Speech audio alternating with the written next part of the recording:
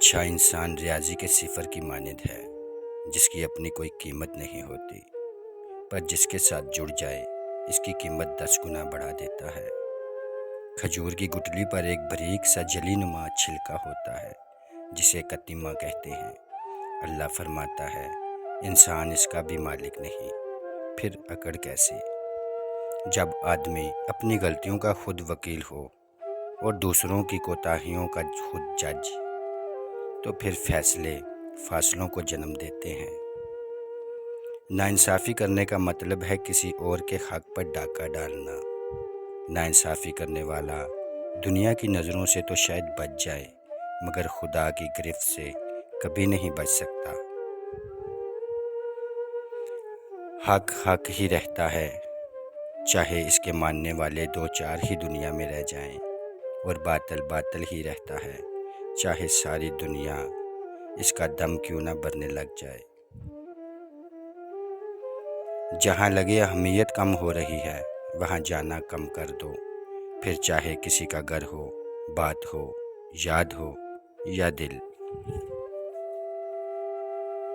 آپ صلی اللہ علیہ وآلہ وسلم نے فرمایا، ایک وقت ایسا آئے گا کہ دین پر قائم رہنا اتنا مشکل ہوگا جتنا ہاتھ میں چنگاری پکڑنا۔ جب کبھی مایوسیاں محسوس ہونے لگیں تو اللہ پاک کی مہربانیاں یاد کر لیا کرو، خود بخود پرسکون ہو جاؤ گے۔ والدین کے لیے کچھ کرنا چاہتے ہو تو کم سے کم اتنا کیجئے کہ آپ کی وجہ سے کوئی ان کی تربیت پر انگلی نہ اٹھائے۔ اگر حق کو پہچان نہیں سکتے تو باطل کے تیروں پر نظر رکھو، جہاں لگ رہے ہوں وہیں حق ہے۔ تو لباس چاہے کتنا ہی مہنگا کیوں نہ ہو، گھٹیا کردار کو چھپا نہیں سکتا۔ تاعمر بس ایک ہی سبق یاد رکھیے، رشتے اور عبادت میں نیت صاف رکھیں۔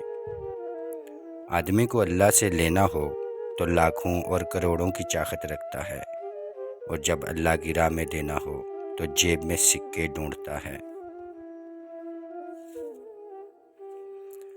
اصل عورت مرد کی محبت کا معیار اس کی عزت کو بناتی ہے، دولت کو نہیں۔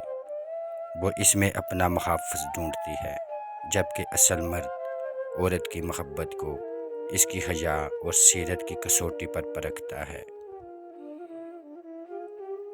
صرف خوبصورتی اس کے لیے کافی نہیں ہوتی، وہ اس عورت میں اپنی آنے والی اولاد اور اپنی بیٹیوں کا عکس دیکھتا ہے، اور ایسی عورت کو پانے کی خاطر وہ اپنی انا، اپنی دولت سب داؤ پر لگانے پر تیار ہو جاتا ہے۔